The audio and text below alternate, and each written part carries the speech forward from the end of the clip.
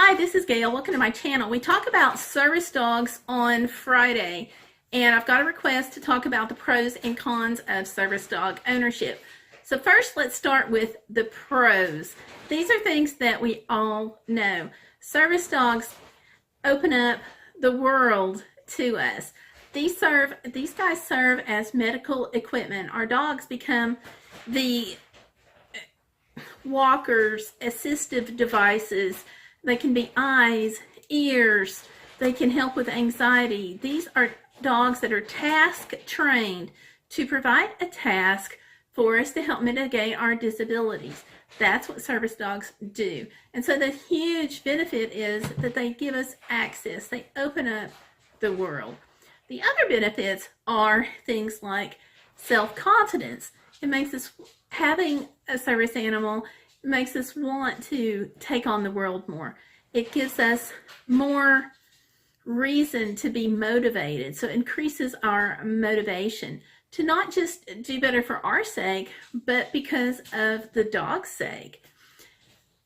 Those are the really big things that the dogs do for us. And you cannot put a measure on that, okay? Our dogs become our whole lives. Now, that being said, because we know what the advantages are, but that being said, that there's also some cons. So we've got to talk about what are the disadvantages of having a service animal, and that is what this person was getting about, that we don't talk about disadvantages much. And I think she's right. So first and foremost, the big disadvantage of having a service animal is the cost.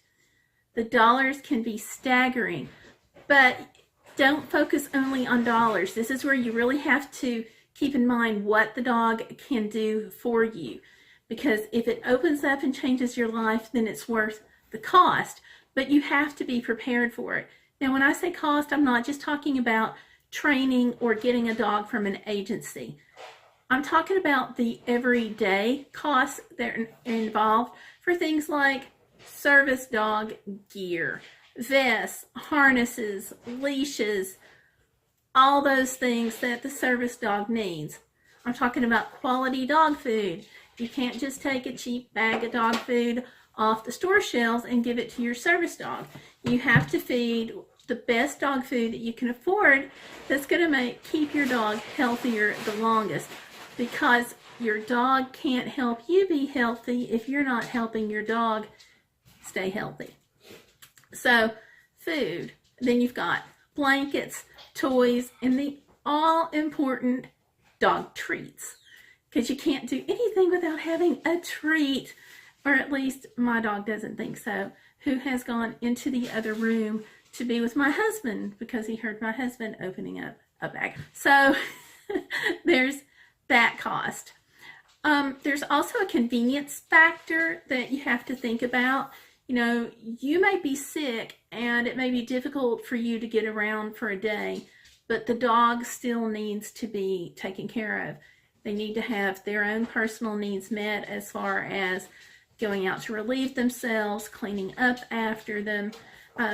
Plus, you know, some playtime is involved. Even if your dog has been taught to self-play, sometimes it's still important to have a human there.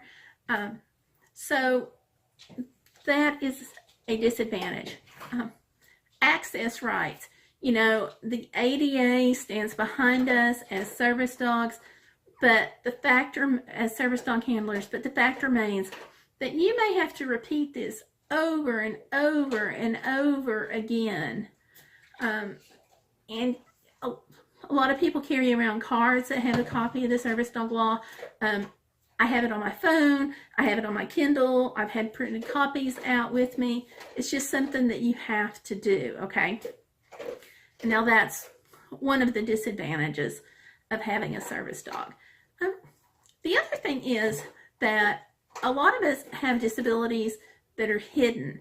We don't walk around with a sign on our head that says, you know, we have epilepsy. When you have a service dog, from that point on, there's no hiding your disability, okay? It's one of those kind of double-edged swords. You know, you have the service dog to open up doors, but at the same time, people are going to look at you. They're going to whisper.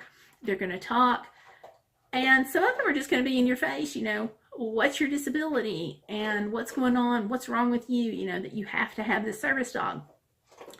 And people are just rude. They're going to find a reason to be rude. It really doesn't matter. But for those people who are very nervous and very concerned about having the disability, just know that once you have a service dog, people are going to know. The other thing, of course, with people is that you're going to hear constantly, can I pet your dog?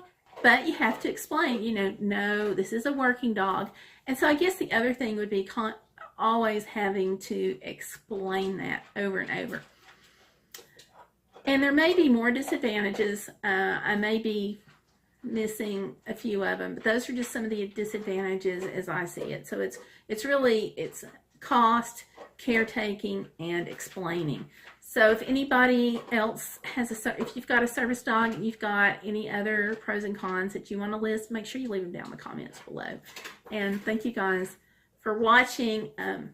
Any questions you have, also always, shoot me an email or tweet, or just leave those in the comments down below too.